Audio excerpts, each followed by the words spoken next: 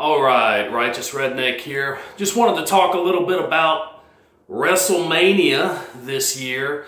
This is not going to be a full review. Any real wrestling fan, you already know what happened. I just want to talk about some of the different things that took place and give you guys my opinion. And some of you may agree and some of you may not. Now, I've been a professional wrestling fan pretty much my entire life. Early 80s, Hulk Hogan, Andre the Giant, WrestleMania 3. I remember watching that match, and it's crazy that it seems like it was yesterday. But hey, life moves pretty quick the older we get. So anyway, the first thing that I want to hit on is the Hall of Fame. Bret Hart, Jim the Anvil Neidhart, one of the greatest tag teams that we've ever seen in wrestling. They were a really good team, successful teams, one of the more successful teams. They worked great together. They knew each other very well, obviously being family. Bret coming out to accept the award, getting attacked by this fan who, come to find out, has a very weak MMA record. I think he's been in like 3 fights and lost his last fight. And he lost the fight at the Hall of Fame. Not a very smart move on his part. So going in and attacking Bret the way that he did, Hall of Famer, my personal favorite of all time, Bret Hitman Hart. So, just a very despicable act, not very cool at all. Bret, being the true champion that he is, was able to carry on with the Hall of Fame speech, and luckily, for him, it was said afterwards that he was experiencing some pain in his hip. Let's keep in mind, Bret's had, he's a cancer survivor. He's starting to get older. He's not a spring chicken anymore, but Bret Hart, in my opinion, one of the greatest technical wrestlers of all time, did not deserve that one bit. So and it was kind of a shame. They were there to honor the Anvil as well. Glad Bret was able to pull through with the speech. Apologize, but I'm glad that he and Natalia were able to get out of there without getting hurt, anything big happening. So that guy paid the price. There's no doubt. You don't ever jump in a WWE ring, or any wrestling ring for that matter. As a fan, you're asking for trouble. You're gonna get pounced on real quick. Moving on into WrestleMania itself. I'm not gonna hit on every match. First of all, right off the bat, Kofi Kingston becoming the first WWE African American champion, world champion. First of all, Universal champion. I think the WWE, I don't like what they do with their belts, with the SmackDown champion. You got the Raw champion. Those titles to me are equivalent to WCW's television championship that they had back in the day. I just wish it were Intercontinental Heavyweight Champion. That's it. That's all you need. I did personally like the hardcore belt back in the past. I think they got a little silly with it. Defending the belt at the airport and just all the craziness. That wasn't necessary, and you didn't need to be as hardcore and put the guys through as much, torture. But some other sort of belt would be good. I'm not a big fan of the brand championship belts. I think it's kind of corny. Personally, I like the old school Intercontinental, and you got the World Heavyweight Champion. But yeah, Kofi Kingston becoming the champion, it's honestly, I think it's great. And then in other ways, I don't, because you're going to have the front office, a lot of the guys getting upset, I've been here X amount of years. Where's my push? Where's my push? It's good. It's going to cause a lot of that, I'm sure, for the front office of WWE. Also, I believe that they're late in doing so. I think that there were so many great African American wrestlers in the past that really deserved that push that never got it.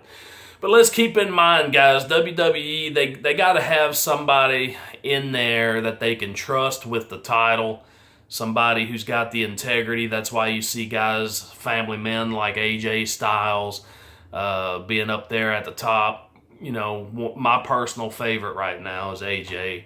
As far as somebody that's active roster, I think he's a really solid performer. You had guys in the past like Andre the Giant, The Undertaker, guys that didn't need that title. Their name alone drew people, So you got to kind of take what the business gives you, and if you have a name that can stand on its own without the title, then you don't necessarily need the belt all the time. But this needed to happen, it needed to happen. We needed an African-American champion, finally, So I think it's good in ways, and in other ways for the front office, I think it's bad. They're really going to have to, use the roster that they have now and allow guys, give guys pushes that have never had pushes before.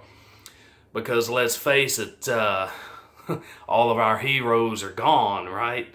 For the most part, and they're going to have to use who they have in their talent pool. They're just going to have to break down and give guys chances, if they're going to keep this thing going and going strong. Got AEW starting up pretty soon. They're going to TV from what I understand. It's been said that they're not going to compete with WWE. I think that's a blatant lie. I think that they're going to try their best to compete, and why not? And I don't think that money's the biggest thing. I think it's the product. You put two guys in the ring and you let them mix it up, and you have a great, technical match in the ring, great moves, great action. That's what a lot of us older fans, especially, what we want to see. I'm tired of all of the drama and the build up and the talking. Get in the ring and wrestle. I want to see a 30-minute match at least. I want to see somebody mix it up. I want to see some in-ring psychology. I want to see you just don't see enough of that these days. Brock Lesnar and Seth Rollins. Taking nothing away from Seth Rollins. I think he has potential to be a lot better than he is. And what I mean by that, I don't necessarily like Seth on the microphone. I don't know if it's his voice or what. I would make him a little bit harder. I'd give him a little harder edge to him. And I know they've kind of tried to do that. His moveset, especially his finishing moves, he's used the pedigree. I don't like that from him. And I do not like the curb stomp. I think it's a cheap, weak-looking move. It's totally a work, and you can see it. I need something with a little bit more impact. I need something just a little more believable in a finishing move from Seth Rollins. I don't like it. I'm glad to see that Brock, they finally took the belt away from him. I think it was time. I do think that Brock's got other plans. So I think this was just playing into that. So that's another thing. Women's title match, again, I don't like Raw Women's Champion, SmackDown Women's Champion. I think Becky Lynch deserved it. Love Becky Lynch. Think she's a great performer. Got a lot of in-ring ability. Charlotte has the belts far too often, in my opinion. I know that she is the daughter of the Nature Boy Ric Flair, but I mean, it's time to mix it up a little bit. So seeing her get both the belts, that was kind of cool. Again, I would have like a Intercontinental for the women's, some sort of mid-grade title, and the women's world championship belt. I just think that these show titles are just a little. I don't know. I don't like it personally. But yeah, China also getting into the Hall of Fame, much deserved. A lot of people didn't like China. A lot of people did. I thought she was great for her time. And with Kofi, going back to Kofi Kingston winning the title, I think part of that had to do with just the people. People talking and saying, how come we've never had our champion, African-American champion, as they should have, But I think it's a way that WWE appeases people. It's a way that they try to please people. I don't see Kofi keeping the belt very long. I just, WWE's had their tendencies of coming back the night after WrestleMania on Raw and taking the title away from them. So look for that to happen pretty soon. I don't see Kofi keeping the belt very long. So I think they were trying to please people, fans, by giving Kofi the title. And with China, the same thing. They put her in the Hall of Fame as a member of DX when she rightfully deserves to go in alone by herself. I think it was a way for them to put her in without having to spend too much time on her name, without having to talk about her too much. Try to appease her family, her fans. I think it was a cheap way of doing it, not putting her in by herself. That's just personally how I feel. You got women like Tammy Sitch, a.k.a. Sunny, the original diva, who just got popped for like the 5th time, DUI, all kinds of problems, but she's in the Hall of Fame. Now granted, she did not do pornography. Actually, she did. I take that back. What am I saying? She certainly did. I don't know where I was going with that. Sunny definitely has. She's in the Hall of Fame. China went and did her little thing, her little video with X-Pac. Good buddy to Triple H. He's there all the time, right there on stage doing whatever, has made several appearances. He's allowed to be involved, but they didn't want to put China in because of what, they were in one of those videos together, X-Pac and China. So, I mean, they singled her out, and I don't think it's right. So, yeah, seeing her go in, much deserved. So, Batista, Triple H last night, Batista saying that he's done with wrestling. I've never been a tremendous fan of Batista. When he first came, he was all jacked up, obviously on roids. Anybody that says he didn't do steroids is a blatant liar. The guy was roided up, no doubt about it. He's hardly what he used to be body-wise. Still in good shape, good sized fella, but he's nothing. You go back and you look when he first came in to WWE, he was massive, veiny, thick, big dude. He's gotten older, I understand that, but the guy was roiding. There ain't no doubt about it. Never been a huge fan of his in-ring ability. Think he should have stayed Leviathan, which is a character that he wrestled as in the past. I think there could have been some great stuff done with him and The Undertaker, Kane, Mankind. You could have taken him and done a number of different things with him, but they brought him over, teamed him up with Evolution, Flair, Randy Orton, Triple H.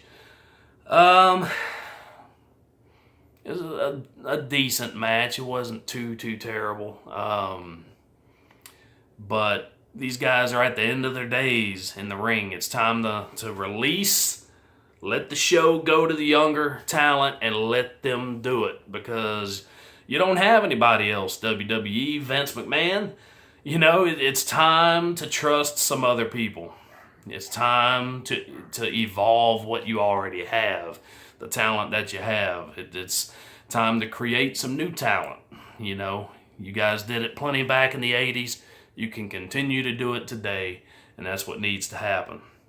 And guys need to be pushed. Find the guys that you can trust and trust them to carry this thing on. Certainly not the best product in the world. Certainly not what it used to be back in the day. I think Vince McMahon is a mastermind. If anybody can bring it back to the forefront the way I remember, I know that he's the one to do it. Now, Vince McMahon is really working with the XFL and getting that kicked off and going, putting a lot of money into that. Hopefully it'll work out for him, because we definitely need some better football. With all of the stuff that's going on with the NFL and referees making really bad calls and stuff like that. I know it's kind of a lot of stuff is taken out with the XFL. Quarterback's not quite as protected, things like that. I definitely don't want to see anybody get severely hurt playing that style of football, but hey, it's a man's game, and you're going to get hurt at some point playing that game. It's a contact sport. You know that going in. It's just like anything else, A lot of people come back after years and years and years talking about concussions. Well, hey, that's part of the game. If you get into a car and you decide that you want to go compete in a demolition derby, well, guess what? There's a risk there, right? You know that going in. Don't blame the company after the fact. You knew what, was at stake. You knew going in the possibilities. Somebody always wanting to blame somebody else, Now, granted, there needs to be a better policy, and WWE has put that into play. The NFL has put that into play with concussions and things of that sort, because they can lead to some severe medical issues. I understand that, and I totally agree. But you as an athlete, you know what you're getting yourself into.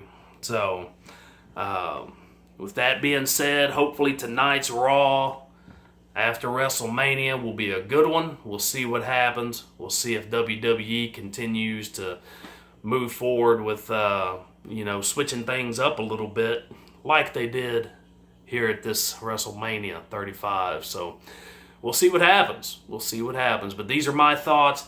You guys can subscribe to my page by clicking on the bell to the right to be notified of all my future videos. Check out my live streams where we talk about pro wrestling as well as some other topics. You guys can check that out. You can shoot me any emails that you might have about professional wrestling, any questions, and I'll get back to you on one of my next live streams. I always post my live streams. If you don't catch them, you'll see your questions being answered on one of these live streams. So you can shoot me your questions to righteousredneck777@yahoo.com, and I will get on a live stream and answer those questions for you. But those are just some of my thoughts about this year's WrestleMania. You can comment below, tell me what you guys think. You guys have an awesome day.